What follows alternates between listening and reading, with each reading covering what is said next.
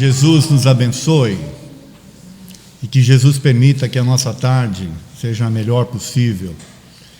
Uma tarde que nós possamos se sentir bem em estar no ambiente aqui da casa de Manuel Bento, que a gente se sinta favorecido no sentido de aprender coisas novas que vão nos transformar, novas ideias que talvez possam nos ajudar no processo de evolução, de transformação, de crescimento e principalmente no processo de entendimento de nós mesmos.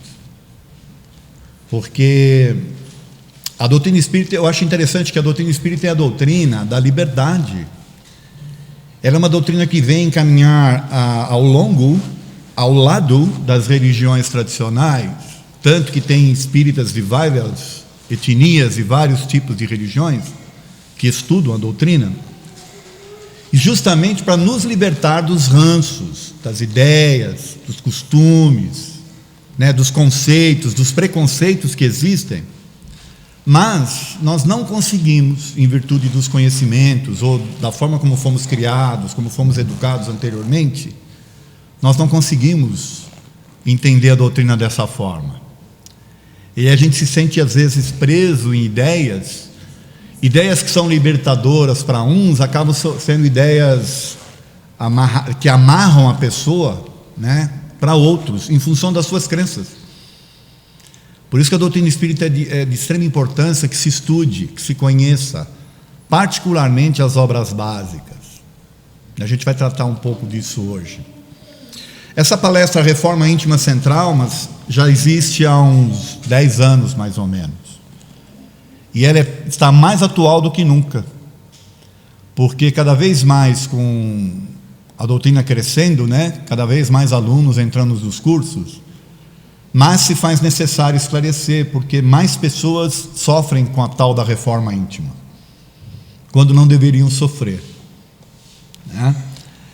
Em sala de aula, em palestras que a gente faz, a gente percebe as pessoas depois falando sobre isso, que a grande dificuldade delas é a reforma íntima. Por isso que a gente decidiu então fazer essa palestra. Então vamos entender primeiro por que a reforma íntima assusta? Eu acabei de dizer que não deveria, porém tem muita gente que se assusta com a reforma íntima. É o grande assunto debatido no momento no meio espírita. Então, em salas de aula, nas palestras, como eu já coloquei aqui, as pessoas têm acabam percebendo essa necessidade de se reformar, de se transformar, de modificar-se. Então a reforma íntima passa a ser o assunto de debate até no meio espírita mesmo, nas salas de aula principalmente, tá certo? Principalmente nos primeiros cursos, lá no básico 1, básico 2, Quando já avança um pouco mais, aí já esse assunto já não é mais tão interessante, porque já existe uma ideia mais ampla, da doutrina em si. Mas nos primeiros anos é comum se ter esse debate em sala de aula, inclusive. Tá certo? E por que a reforma íntima é tão debatida? Eu coloquei aqui, que não é para menos, afinal, qual é o real motivo da reencarnação? Uma das coisas que nós devemos nos perguntar é essa: existe a reencarnação. Por que existe a reencarnação? É para a gente vir, nascer, viver e voltar ao mesmo? O que vocês acham? Se é para isso, nós ficaríamos lá. Ao nascer, enfrentar uma nova vida, uma nova existência, uma nova experiência, é para se transformar. É para ser outra pessoa, outro espírito, através das experiências. Lá no plano espiritual, normalmente, os espíritos já se separam de acordo com a sua vibração, de acordo com os seus ideais, as suas crenças, os seus valores, a sua moral em si.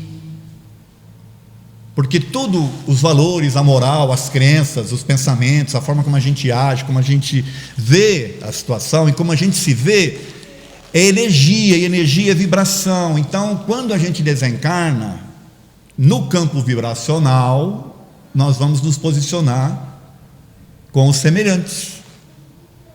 Estando convivendo com os semelhantes, a gente aprende o que de diferente? Essa é a grande questão. Se você está convivendo com pessoas que são semelhantes a você, em termos de ideias, valores, vibração, de energia e tudo, você não aprende grandes coisas. É preciso então que você vivencie situações onde você vai conviver com os diferentes. Na convivência com os diferentes, você vai aprender coisas novas. Às vezes às duras penas, às vezes sofrendo, quando não há necessidade, se houvesse a compreensão de que estamos aqui num processo de aprendizado. Tá certo? Então, o grande objetivo da reencarnação é a transformação. Por isso é que nós vivemos. A falta de entendimento faz com que muita gente inicie a sua reforma íntima de forma desordenada. O que eu quero dizer? A pessoa vem com as suas religiões diferentes, entra no meio espírita, ou às vezes até não tem crença nenhuma, mas vem até o meio espírita, e aqui começa a ter informações novas. Porém, essas informações, elas chegam também por pessoas que têm as suas crenças. Então é comum a gente ouvir palestras, às vezes sobre o mesmo tema, com abordagens e ideias diferentes. Por quê? Porque as pessoas captam as ideias espíritas de forma diferente e as transmite de acordo com o seu íntimo, de acordo com o seu conhecimento, com o seu entendimento. Então aí não existe um padrão, de doutrina, ou seja, de orientação doutrinária, a não ser aqueles que estão nos livros. Porém, a interpretação dos livros, ela é diferente para cada um. Então, a doutrina espírita, ela tem essa capacidade de ser livre e de propiciar conhecimentos distintos e a forma de entendimento distinto. Por isso que causa essa desordenação no entendimento. E aí as pessoas se colocam, então, diante do conhecimento espírita, de acordo com o seu íntimo. E as cobranças passam a ser diferentes para cada um.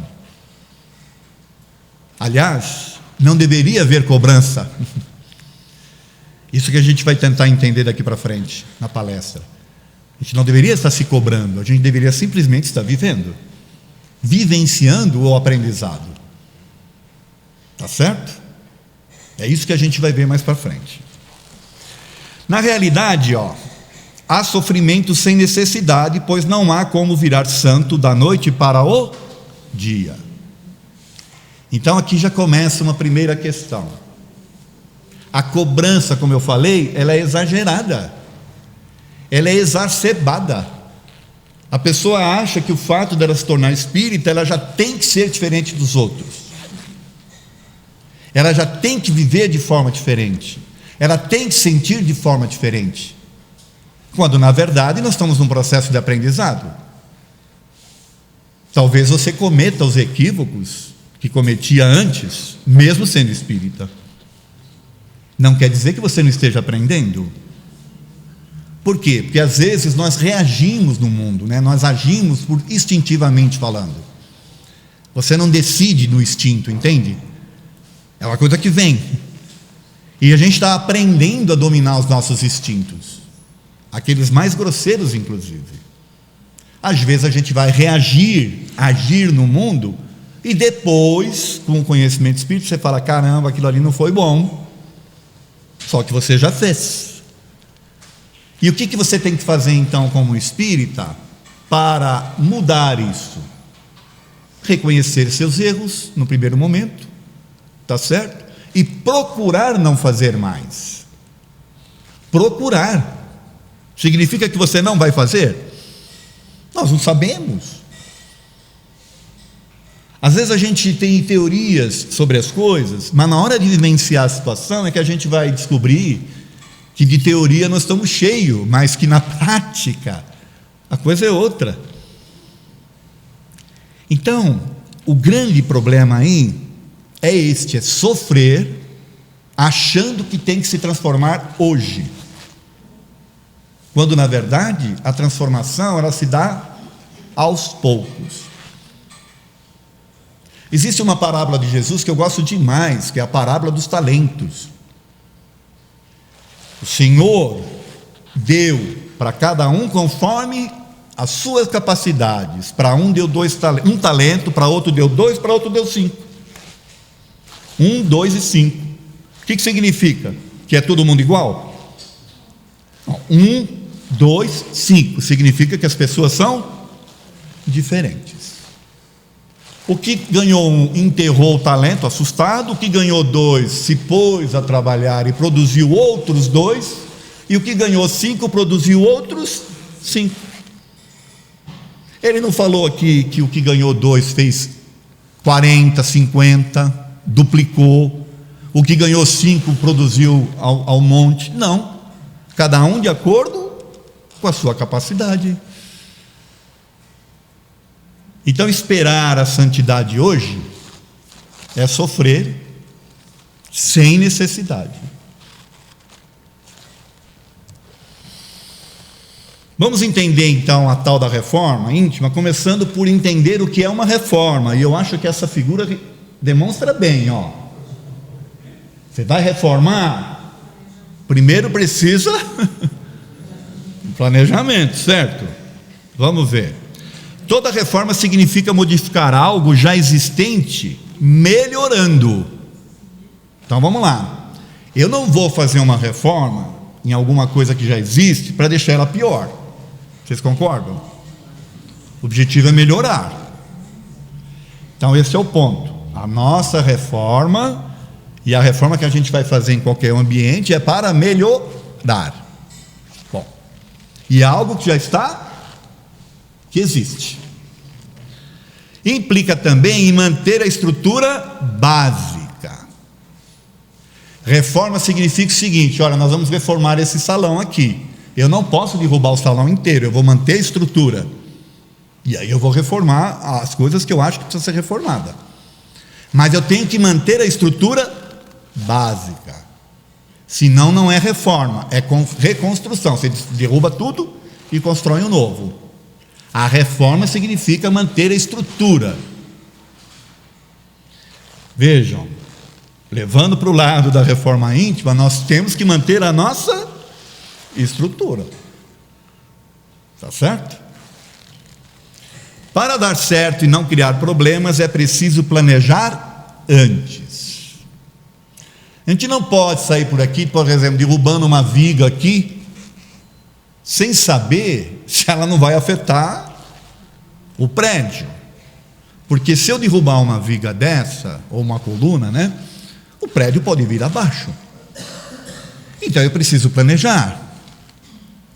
Para planejar uma reforma num edifício, por exemplo, nós precisamos de pessoas que entendam, que conheçam antes. Não é assim? Senão, vou sair derrubando as paredes. Eu já vi coisas acontecerem, tá, gente? Infelizmente. A pessoa mexe no negócio lá, bem abaixo tudo. Também na reforma íntima, se não houver planejamento, a tendência é ter dificuldades.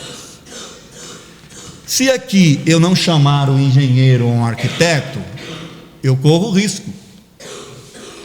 Aqui, se eu começar a fazer a minha reforma de forma atabalhoada, sem fazer um raciocínio, sem pensar na minha estrutura básica, eu posso correr o risco de entrar numa situação onde eu vou ficar pior.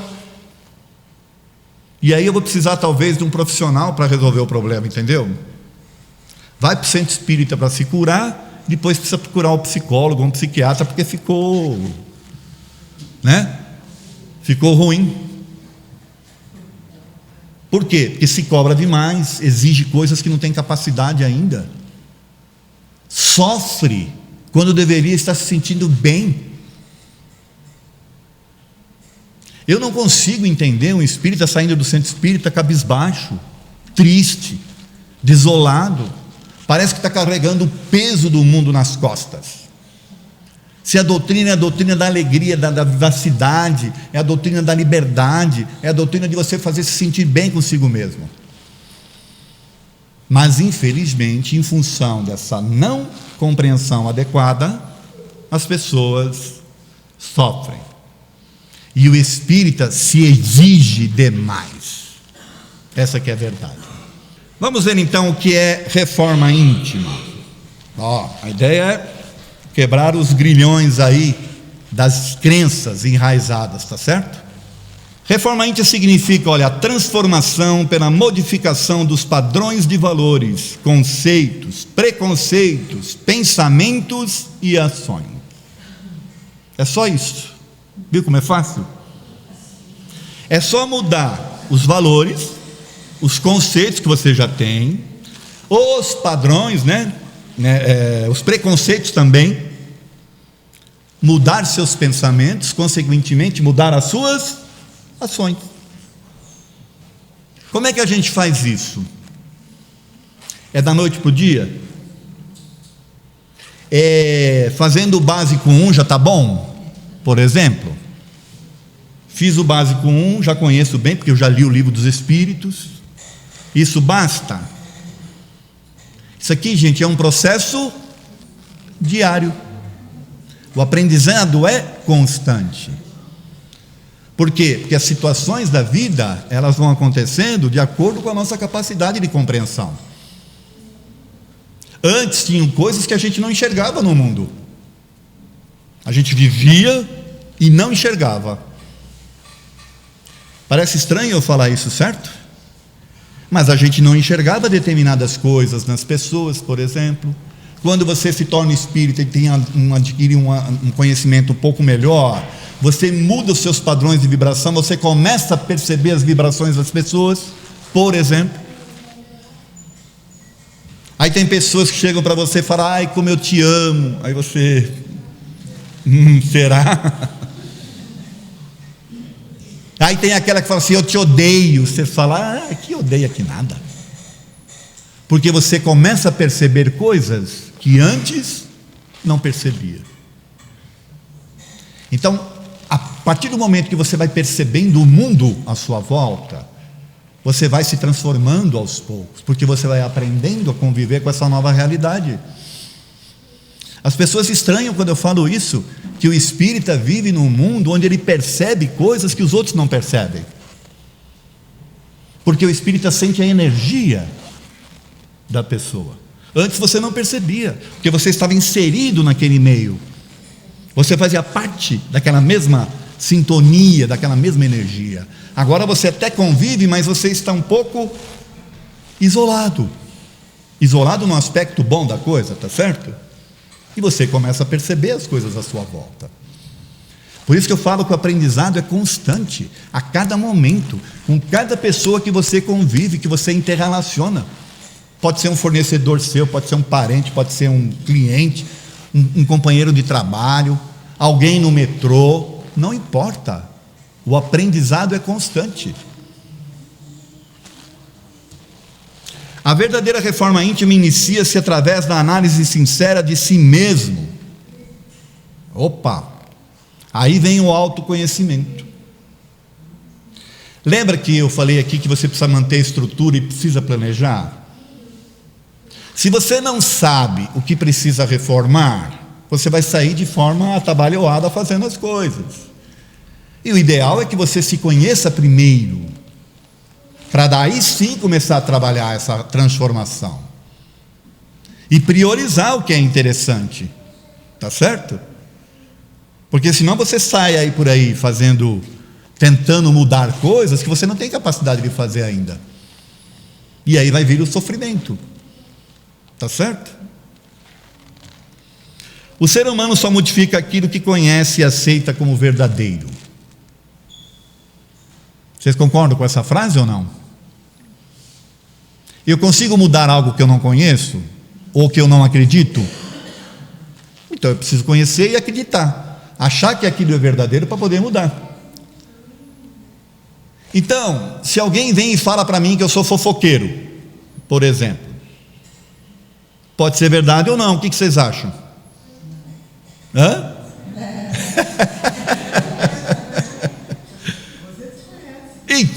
Alguém vem e fala, você é fofoqueiro, mas eu acho que eu não sou. Eu só acho que eu sou alguém que olha bastante a vida das pessoas e... Não é assim?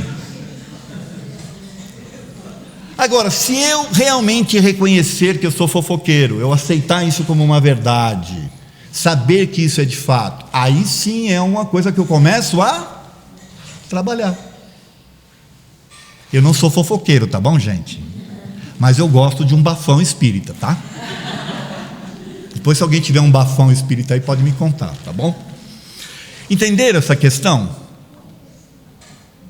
Né? Então eu preciso saber de fato o que eu sou, para daí sim trabalhar isso, tá certo?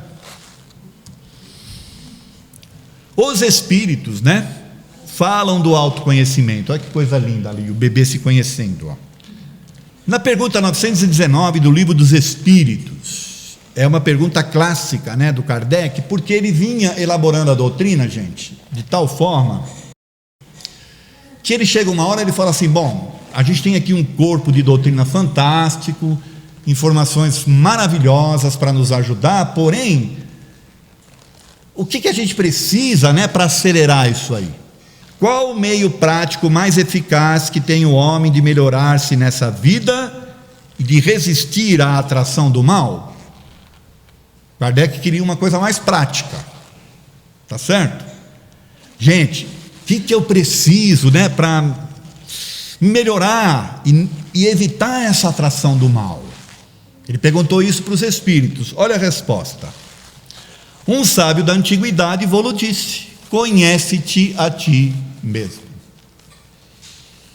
Então, o conhecer a si mesmo é o caminho mais rápido para você saber de fato quem você é e o que você precisa mudar, ou aquilo que você fez que de fato foi por sua vontade e não por influências. O que eu estou querendo dizer? Você fez coisas por sua vontade e não por influências. Gente, nós vivemos num mundo em que é muito difícil, muito complicado você agir por conta própria. Nós somos levados pelas circunstâncias, levados pelas pessoas, levados pelo meio, pelo interesse, pela educação, pela forma de convívio e por aí afora. Nós vamos ter uma experiência agora recente, Copa do Mundo. Nem todo mundo vai estar ligado na Copa do Mundo, tá certo? Eu, por exemplo, não vou. Porém, vai chegar uma hora que vai estar a grande massa, as propagandas, jornais, revistas, televisões, vão estar só falando desse assunto. E você acaba, pelas circunstâncias, pelo convívio, pelo meio, se influenciando, mesmo que você não queira. Eu estou usando o exemplo da Copa do Mundo, tá? Mas agora vocês imaginem as outras coisas.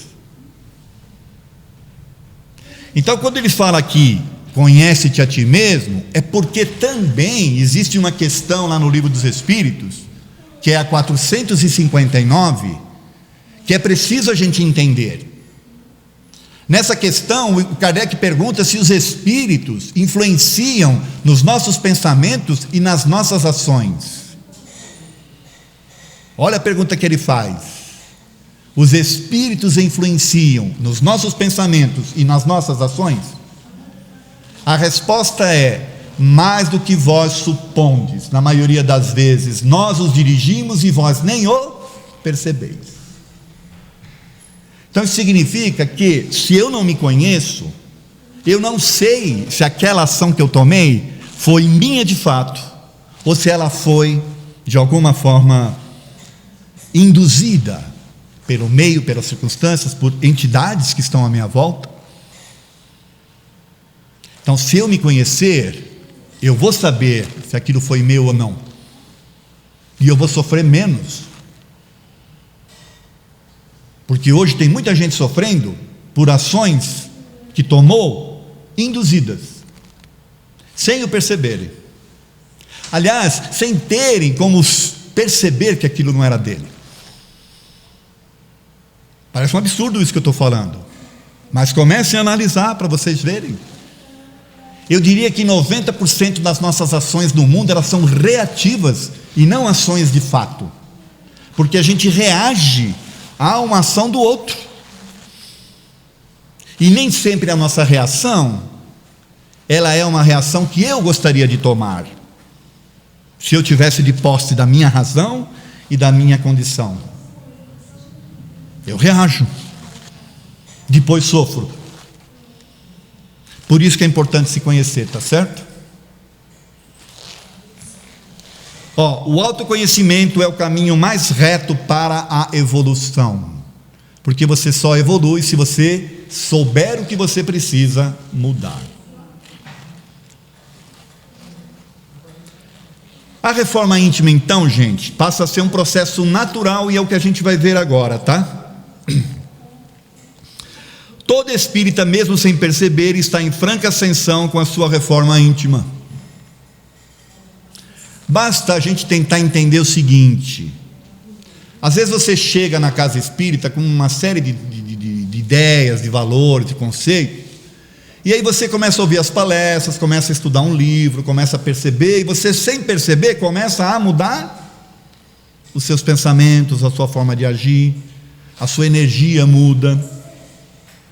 Às vezes você não percebe, quem percebe são os outros, que vão falar: puxa, o que está acontecendo com você? Está diferente. Por que você está diferente? Porque você está se transformando, você está se modificando. Muda um pensamento aqui, muda uma ideia ali, muda uma atitude lá, muda uma energia toda. O seu campo, de energias aqui, a sua psicosfera se transforma, você se torna outro. Por isso que eu falei aqui que às vezes você chega num ambiente que você antes frequentava e você sente algo diferente.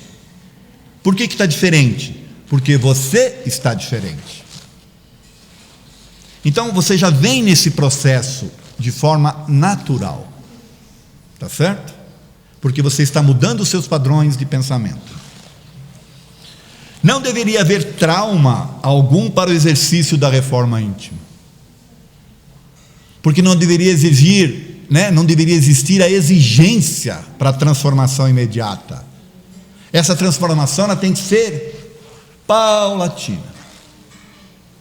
Às vezes os alunos lá no Básico 1 ficam fazendo perguntas que a gente fala: calma que você vai ter a resposta, mas tem que estar no momento próprio para receber aquela resposta, porque as coisas têm que ser paulatinas, até você ganhar um corpo de compreensão maior para entender determinadas coisas, tá certo?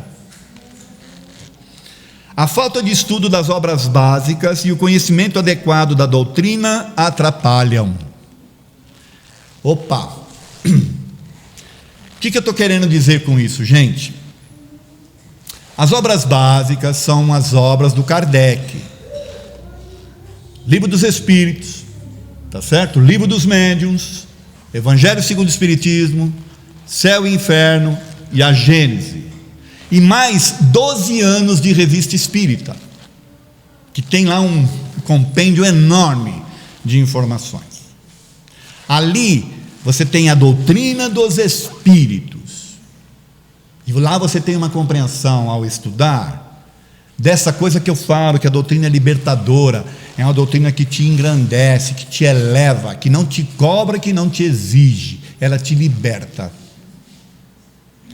Depois nós temos livros no meio espírita que foram escritos por espíritos, que vivenciaram situações deles.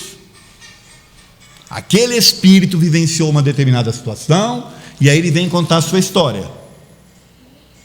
A história é dele, porém nós trazemos para nós a história daquele espírito como se fosse a doutrina espírita. Então nós vamos ver espírito que passou no umbral. Ele passou no umbral, é a história dele. Eu preciso passar no umbral? A não ser que eu queira ir junto com ele. Porém, A falta de estudo da obra básica faz com que a maioria ache que vai passar pelo umbral, quando é a história daquele espírito. E o pior no sentido que eu estou falando, é da falta de compreensão, tá certo? Esse espírito, por como ele vivenciou uma situação dessa, onde ele estava em desequilíbrio, então ele vivenciou coisas, ele passa num processo lá no plano espiritual de aprendizado próprio dele. E aí a gente transforma aquilo como se fosse nosso aprendizado. E não é. Eu não preciso disso. Então ele lá, por exemplo, precisou se alimentar, ele tem sentimentos que a gente é quase que humanos, quando na verdade agora ele está só usando um corpo espiritual. Tá certo? O corpo espiritual, pelas obras básicas, não precisa de nada disso. Mas nós nos ligamos na história do outro. Por isso que o estudo é de extrema importância. Por isso que eu estranho ver o sofrimento no meio espírita baseado nessas ideias. Ideias de um espírito, não ideias da obra básica como um todo. E aí vai um conselho então para que a gente estude as obras básicas. Nós podemos ler qualquer coisa, gente.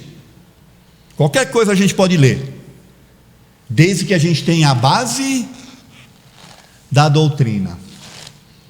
Porque aí nós vamos ter a compreensão exata de que aquela história é a história daquele espírito. E mais, talvez os espíritos que ele também encontrou, que estavam na mesma faixa dele. Lembra que eu falei aqui na palestra que lá no plano espiritual a gente já se separa mais ou menos de acordo com as nossas faixas de vibração? Qual é que é a minha faixa de vibração, entende? O que é que eu vou vivenciar? Depende de mim e não daquele espírito. A única exigência deveria ser consigo mesmo, aliado à autoconsideração e o amor a si próprio. Então, se nós como espíritas queremos nos transformar, eu não posso me deixar levar pela história de um ou pelos conceitos de outro. Eu tenho que ter aqui, a condição de cobrar alguma coisa de mim mesmo, mas isso é comigo. Eu não tenho que dar satisfação para ninguém, tá certo? Ter com isso uma autoconsideração e o amor a mim mesmo. Quando eu falo que a gente tem que ter amor por si mesmo, às vezes as pessoas estranham, porque acham que isso é algo que não deveria ser assim. Porque a gente está sendo ensinado a não gostar da gente. Nós somos pecadores, a gente deve, a gente está aqui para pagar. E são conceitos que para mim não são conceitos espíritas, são conceitos religiosos. Porque no conceito espírita não existe isso. Então, olha, amar a si mesmo é fundamental. Vamos ver. O amor a si mesmo é tão importante que deveria ser debatido, estudado e até incentivado no meio espírita. Mas não é. Por quê? Porque acha que falar de amor a si mesmo é ir com relação a exaltar a vaidade, o orgulho nas pessoas. Quando na verdade não é isso. O amor a si mesmo começa pela aceitação de você do jeito que você é. Você é melhor ou é pior que alguém? Não sabemos. Alguém acreditou em você. Sabe quem? Primeiro você. Lá, antes de reencarnar, você acreditou em você. Você falou, não, eu vou para uma nova existência. Vou vivenciar coisas lá, porque eu acredito em mim. E depois, a própria divindade acreditou em você, porque te deu essa oportunidade. Ela acreditou em você e você acreditou em você antes de reencarnar. E agora você fica aí se desacreditando, se desamando, achando que não merece ser feliz, ou que não merece crescer, ou que não merece, estar numa vida tranquila, serena, se desenvolver. Fica se cobrando quando deveria estar se exaltando. Pode parecer um absurdo o que eu estou dizendo. É que nós somos educados a olhar as coisas negativas, quando nós deveríamos olhar as coisas positivas, tanto nossas quanto das pessoas. A relação se torna diferente, mas o negativo é o que salta aos olhos, né? Infelizmente. E aí a gente tem dificuldade de enxergar o positivo. Amar a si mesmo não é agir com vaidade ou orgulho e nem faltar com a caridade para com o próximo. Porque a pessoa que se ama de fato, ela passa a amar o outro naturalmente. Porque como ela sabe que ela tem as suas dificuldades, como ela sabe que ela tem, as suas pendências também, que ela está no processo de aprendizado, ela vai enxergar isso no outro também. Então, como ela não se cobra em excesso, ela também passa a não cobrar do outro. A aceitação de si ajuda na aceitação do outro. Não há sofrimento. Está certo? Jesus fala do amor a si mesmo como um dos pontos principais da lei divina. Amar a Deus acima de todas as coisas e ao próximo como a si mesmo. Isso está lá em Mateus, no capítulo 22, versículo 34 a 40. Qual é o maior mandamento da lei? Amar a Deus acima de todas as coisas, este é o primeiro. E o próximo como a si mesmo, este é o segundo. Aí está contido todas as leis e todos os profetas. Ora, amar a Deus e amar a si mesmo.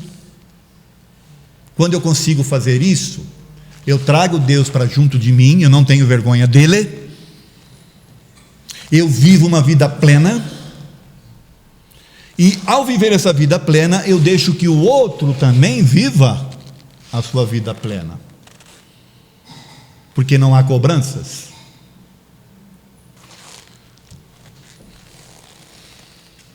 Para amar-se é preciso aceitar-se. Aqui começa a vir uma ideia do que é necessário para a gente aprender a se gostar. Não existe amor onde não há plena aceitação, consideração e respeito. Vocês concordam comigo? Ora, se eu não respeito a pessoa, se eu não tenho consideração por ela, eu a amo? O que vocês acham? Não. Se eu não tenho isso para comigo, eu me amo? Também não. Então é preciso ter aceitação plena, consideração e respeito, tanto por si quanto pelo outro. A consideração por si mesmo é o primeiro grande passo para o verdadeiro autoconhecimento. Por quê? Se você não tem consideração por você mesmo, você não vai se conhecer de fato. Sabe por quê? Porque você vai esconder coisas de você.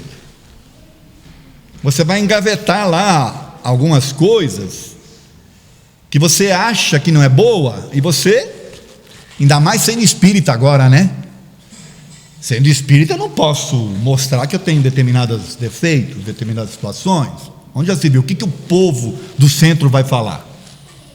Entendeu? Ser espírita não é fácil não, gente. É uma cobrança. E presidente de centro, então?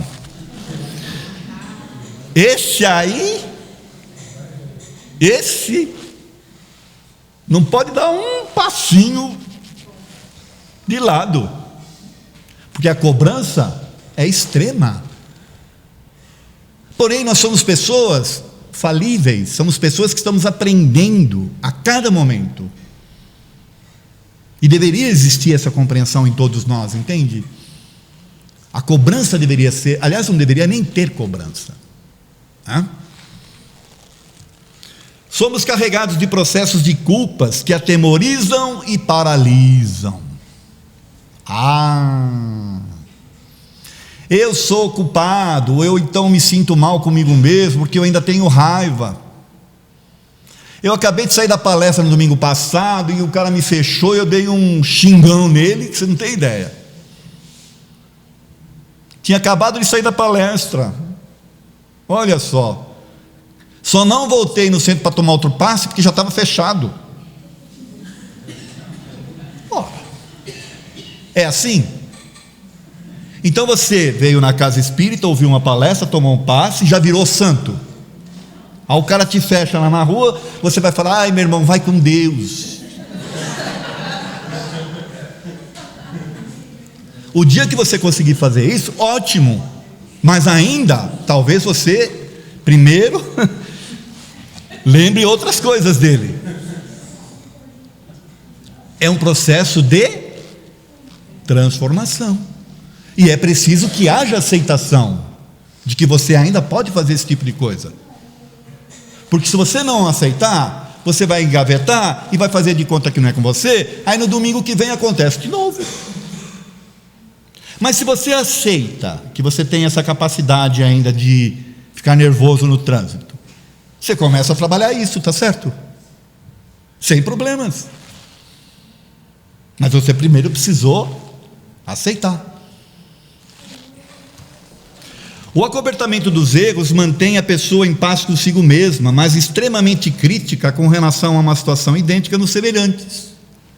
É isso, gente. Eu faço de conta que eu não xingo mais no trânsito, tá certo? O que você pode fazer é começar primeiro, vai xingar, levanta o vidro, fica só lá com você, já é um processo de aprendizado. Depois, com o tempo, você já não vai mais xingar. Porém, se eu não aceito isso em mim, faço de conta que não é comigo, quando eu vejo um outro fazendo, o que eu faço? Aponto o dedo. Olha lá. E se é o dirigente do centro, então, aí, nossa, eu não aceitei em mim, e aí eu cobro isso no outro. Quando eu aceito isso em mim, eu vejo isso no outro, aquilo já não me incomoda tanto. Por quê? Porque eu descubro que as pessoas estão iguais e que elas estão num processo de aprendizado. Tá certo? Eu sofro menos. Gente, eu já vi pessoas pularem de centro em centro, tá? Porque não concordo com atitudes das dirigentes ou de alguém lá dentro do centro. Vai ficar procurando o centro onde o dirigente seja santo. Sabe onde vai encontrar? Só no plano espiritual. E mesmo assim não pode ser no umbral não, tem que ser para depois. Então já tem que evoluir bastante, entendeu? Para chegar lá no outro lugar onde não tenha isso. E as pessoas ficam pulando de centro em centro, esquecendo que na verdade as pessoas que estão no centro são pessoas comuns, que estão no processo de aprendizado.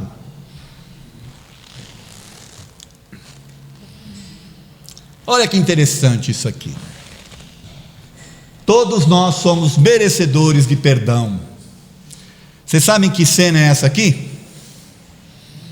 Da mulher adúltera. Todos conhecem essa passagem, né? A mulher era adúltera, foi pega lá em adultério, os doutores da lei queriam apedrejá-la, mas queriam provocar Jesus. Aí trouxeram ela e falaram assim: mestre, está aqui a mulher que foi pega em adultério, diz a lei que ela tem que ser apedrejada até a morte, tu o que dizes? O que é que você fala disso daí? Aí Jesus, conhecedor do ser humano, propõe o seguinte: não responde nem apedreja e nem não apedreja, fala assim: olha, aquele dentre vós que tiver sem pecado, atira a primeira pedra. Então, vamos lá, ó. Atire a primeira pedra quem estiver sem pecado. O que significa isso, gente? Que nós podemos ficar apontando o dedo para os outros? Não. Por quê? Porque está todo mundo num processo de aprendizado. Se tem uma coisa que eu já não faço mais, mas que eu vejo o outro fazendo, significa que ou ele ainda não aprendeu, ou que eu ainda não tive oportunidade de fazer, sei lá, ou porque eu já fiz antes e agora eu aprendi. É isso que tem que ser o pensamento. Então eu não posso jogar pedra em ninguém. O que elas fizeram? Jesus pergunta assim, quando ele percebe, elas foram se retirando, e aí Jesus, quando percebe o silêncio, ele olha para a mulher e fala: mulher, cadê aqueles que te acusavam? Se foram, Senhor, Ele poderia acusá-la, vocês concordam comigo ou não? Se tinha alguém ali que tinha autoridade moral para fazer isso, era ele. Ele acusou a mulher? Não. Pois tampouco te acuso, vá, não peques mais. Olha que interessante. Nem eu, que tenho autoridade moral, que sou um espírito evoluidíssimo, vou te acusar porque você errou, porque você está aprendendo. Então, sabe o que você faz com essa lição? Vai e procura não pecar mais. Olha que interessante. Significa que os nossos erros servem de base para os nossos aprendizados, e é o fator de transformação do espírito. O vai, não peques mais, é isso. É a lembrança da oportunidade que você tem de fazer certo da próxima vez. Significa que você vai fazer? O que vocês acham? Depende do aprendizado. Às vezes você precisa cair mais 2, 3, 4 vezes, sei lá, para aprender. Mas o importante é a lição do vai, não peques mais. A reencarnação nos mostra que não somos pecadores, mas somos aprendizes. Eu gosto demais de esclarecer isso para que a gente tenha uma compreensão melhor das coisas. Nós estamos no mundo, nós não somos pecadores, nós somos aprendizes. O que é ser um aprendiz? É alguém que vivencia as coisas, que comete seus equívocos, que erra e que aprende com seus erros. A pessoa que acha que é pecadora, segundo as tradições, ela acha que ela vai para um umbral, ela acha que ela vai sofrer, ela acha que ela está aqui porque é sofrimento, ela acha que todo mundo que está à sua volta é porque está ali para testar ela, e por aí afora. Se ela se sente como aprendiz, um espírito que veio para aprender com os demais, ela começa a enxergar as coisas de forma diferente.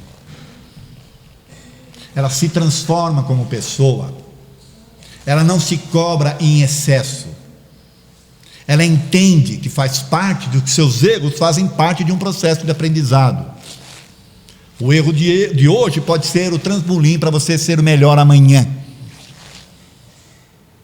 Deus nos deu a capacidade de pensar, decidir, agir e errar. Para quê? Para depois nos condenar? Ou para nos dar a oportunidade de aprender? Não há benefício algum em ficar se acusando e rotulando os seus erros como pecado, pois o pecador fica parado no tempo e não se preocupa em trabalhar para modificar-se. É simples, eu sou um pecador, eu sei que eu vou para um umbral mesmo quando eu desencarnar, então fico acomodado ali, não vou me modificar. Não, você não é um pecador, você é um aprendiz, você está aprendendo.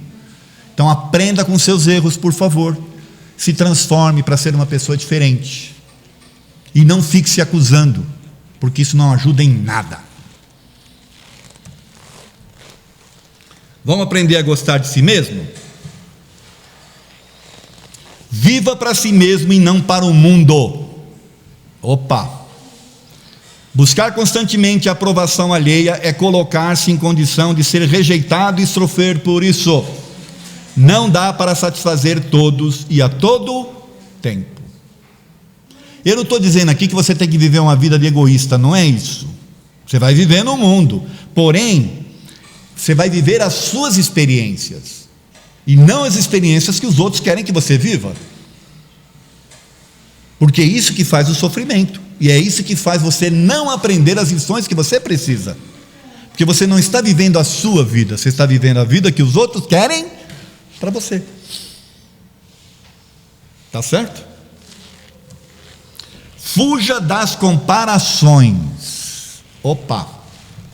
Somos diferentes uns dos outros, assim, existem pessoas que possuem atributos e qualidades que você não tem, mas com certeza você possui atributos e qualidades que outras pessoas não possuem. Somos diferentes. Lembra quando eu falei que lá a gente já estava separado? E como a gente estava aprendendo as mesmas coisas lá, a gente vem e se mistura com pessoas diferentes.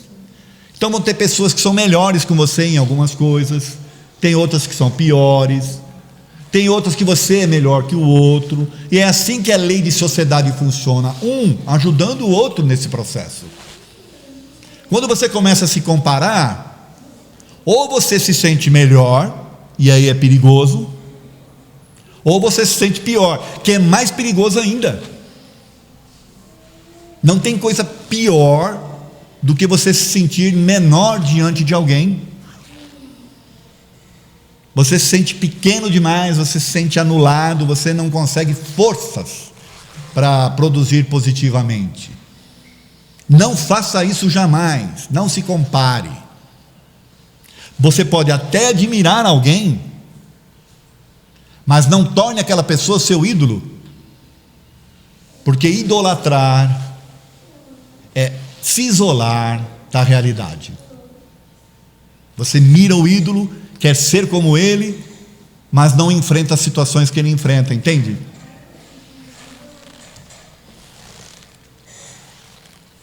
Não espere a perfeição hoje. Todos estamos aprendendo na vida e a perfeição absoluta não existe neste mundo. O que existe é uma grande margem para nos melhorarmos. Lembre-se da parábola dos talentos. Para um entregou 1, para outro entregou 2, para outro entregou 5. Este que ganhou 1 enterrou, quer dizer, esse aí inclusive se anulou na vida, né? Se isolou, ficou com medo de Deus, medo das coisas, e aí ele ficou, melhor não fazer nada, porque aí eu não erro. Esse aí aprendeu alguma coisa? Não. O que ganhou 2, que era diferente do que ganhou 5, produziu outros 2. O que ganhou 5 produziu outros 5. Então não existe a perfeição e está todo mundo num processo de aprendizado, cada um, como fala no dito popular, cada um no seu quadrado. Tá certo? Perdoe os seus erros, principalmente os que não dá mais para contornar. Simplesmente aprenda com eles para não repeti-los. Você ficar lembrando dos seus erros do passado, sem fazer nada para modificá-los, é se condenar. Tem ninguém te condenando, Deus não está te condenando, a doutrina espírita não te condena, a não ser aquela dos livros paralelos, que ali há condenação, certo? Que ali, se você errou, você vai para onde? Umbral. Então, nesses paralelos, há condenação, mas na doutrina espírita em si, não há. Então, aprenda com os erros. Por quê? Porque através deles é que você vai se transformar, e que você é uma pessoa diferente. Você não é a mesma pessoa hoje. E o grande equívoco que nós cometemos, gente, é olhar para a gente dessa forma e olhar para as pessoas assim também. Então nós não perdoamos as pessoas porque elas erraram conosco, mas a gente não dá a oportunidade de saber o que ela se transformou hoje, o que aquele erro fez ela se transformar. A gente já julga a pessoa pelo passado dela e não pelo que ela pode ser hoje e o que ela pode nos dar amanhã. Isso serve para nós e serve para os outros, tá certo? Pare de se acusar e vá à luta. Em vez de ficar pensando no que deu errado, é melhor agir, porque isso permite aperfeiçoar as suas qualidades. A vida é movimento constante e a ação é sinal de vida e evolução. Quantas pessoas não chegam às casas espíritas passando por processos de síndrome do pânico, processos de depressão profunda, processos de anulação de si mesmas, porque estão se acusando, não estão lutando, estão se entregando, quando na verdade deveriam estar reconhecendo seus erros e transformando-se, indo à luta. É o vá, não peques mais, que Jesus falou para a mulher adúltera. Não devemos entrar nessas faixas de sintonia baixa, de sintonias que nos põem para baixo. Não, nós nascemos para brilhar, ou seja, a nossa luz tem que brilhar, e ela não depende dos outros. Aliás, sobre isso Jesus já dizia, né? Os olhos são a candeia do corpo, é a luz da alma. Dependendo de como você olha, quanta luz você pode ter em você, ou quantas trevas você pode trazer em você. O que é o nosso olhar aí? É a forma como a gente se relaciona, como a gente se vê, como a gente vê os outros e por aí afora. Será que a opinião dos outros atrapalha a gente? O que vocês acham? Todos nós deveríamos andar com um cartaz desse, ó. Estamos em reforma, desculpe o transtorno. Estou em reforma, desculpe o transtorno. Entendeu? Se todos nós tivéssemos essa compreensão, seria mais fácil. Na realidade, o grande desafio é manter firme o nosso processo de reforma íntima, sabendo que, fatalmente, em muitas situações, desagradaremos a terceiros. Pô, mas você já não é mais a mesma pessoa, você está modificado. É aquele tal de Manuel Bento que está fazendo isso com você. Volta a ser o que você era. Você está muito chato. Ué, se vocês riram é porque você já deve ter ouvido algo assim, certo?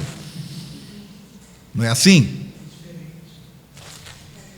Ora, qual é o objetivo? Você viver as coisas para mudar o outro? Ou viver as coisas para se mudar? É simples, né? Em muitos casos será muito difícil conciliar a reforma íntima com as amizades e convívios anteriores. Bom, vai ser difícil. Por quê? Porque o velho quer te manter no estado velho, e você anseia pelo novo. Você quer coisas novas para você. Vão te chamar de beato, talvez, né? Como já me chamaram de pastor, certo? Ora, aí é a escolha. Não sou eu que vou para o plano espiritual ter que viver lá a minha vida depois? Ou eu vou ficar esperando os outros? Porque tem pessoas que desencarnam e ficam esperando os outros, que não sabem o que fazer. Então tem mãezinhas que desencarnam, avós, avós, e que ficam lá esperando os netos, os filhos desencarnarem, porque não sabem o que fazer da vida. Não pensaram em si, não gostavam de si, não se conheciam, cuidavam demais da vida dos outros, e por aí afora. E aí? Se vier no Manuel Bento, numa reunião de doutrinação, excelente, porque vai ser doutrinado lá. Agora, se for parar numa igreja evangélica, vai ser tratada como demônio. Entendeu? Como encosto. Né? É preciso cuidado e firmeza de decisão, pois a pressão externa para retornarmos aos velhos hábitos poderá contribuir para a nossa desistência. Então eu já vi muitas pessoas na fase inicial desistirem, porque acham que ser espírita é muito, quando na verdade, gente, é simples demais. É aos poucos, entende? Devagarinho você está se transformando. Não precisa ser aquela coisa, né, beatífica, né, aquela coisa que você se transforma no santo. Não é assim que funciona. Então a reforma íntima deve ser sem traumas. Você deve seguir os degraus ali. Cada degrau é um erro, né? Os erros vão te transformando para você ir subindo, subindo. Exigir de si atitudes ainda não aprendidas é candidatar-se voluntariamente ao sofrimento. Atitudes ainda não aprendidas. Sabe o que é a atitude aprendida? Você vivencia uma situação de dor, e aí você fala, caramba, isso aqui não é bom. Mas significa que você já aprendeu aquilo? Talvez não, você precise revivenciar novamente. Aí sim você aprende. Isso é ter atitudes aprendidas, está certo? O espírita consciente se questiona constantemente, mas sem acusações insanas e paralisantes. Essa frase é importante, hein, gente? O espírita consciente se questiona constantemente, porque é só assim que você vai se conhecer, se questionando, mas sem ficar se acusando e paralisado em função daquilo que você descobriu. Questionamento faz parte do aprendizado, e quanto mais você questionar, mais espírita você vai ser. Essa que é a verdade. Não há reforma íntima sem mudança de atitudes ou com comportamentos intransigentes. Quando você tiver um comportamento intransigente no meio espírita, preste atenção, porque ali está faltando a compreensão, está faltando o estudo. Quando você se torna intransigente com a atitude de alguém, ou com alguma coisa que você aprendeu, ou algo assim, cuidado, está faltando a compreensão de que estamos todos aqui num processo de aprendizado, e eu passo a cobrar das pessoas atitudes que elas ainda não têm. A minha intransigência me faz ser alguém que aponta dedos, tá certo? E aí eu me coloco como censor. Pior coisa que a pessoa pode fazer na sua vida é se transformar em censor da vida dos outros. Prefiro ser essa metamorfose ambulante do que ter aquela velha opinião formada sobre tudo. Essa é uma frase que nós deveríamos, além daquela lá, estamos em reforma, desculpe o transtorno, essa deveria ser a outra frase que deveria estar no nosso vocabulário diário. Prefiro ser essa metamorfose ambulante do que ter aquelas velhas opiniões formadas sobre tudo. Porque opiniões formadas sobre tudo nos transformam em pessoas intransigentes, conosco e com os outros. E para finalizar, vem a conclusão aqui. Devemos aceitar-nos como somos verdadeiramente, não nos achando melhor nem pior do que ninguém. Ponto. Se aceite como você é, você não é melhor e não é pior do que ninguém. Tá? E Deus apostou em você. E você apostou em você antes de reencarnar. Foi a grande decisão que você tomou como espírito, foi essa: viver uma vida nova. Ficar atento aos nossos sentimentos e necessidades sem culpas e críticas, corrigindo aquilo que pensamos estar errado naquele momento. O que eu quero dizer naquele momento? Porque pode estar errado naquele momento, pode ser que lá na frente aquilo passe a ser certo, não sei. Você achou que era errado diante dos conceitos que você tinha. Agora, já com conceitos novos, você descobre que, poxa, não era tão errado assim. Percebem? O questionamento vai fazer você, às vezes, repensar esses conceitos. E as suas verdades são momentâneas. Elas não podem ser verdades definitivas, porque a gente não sabe. Não nos incomodemos em mudar os nossos padrões e em desagradar pessoas, ou até parecermos inseguros, pois a vida é eterna mudança em busca da perfeição. Não se incomode em parecer inseguro, tá certo? Para finalizar, olha essa frase aqui do Kardec. Sabe quem é o verdadeiro espírita?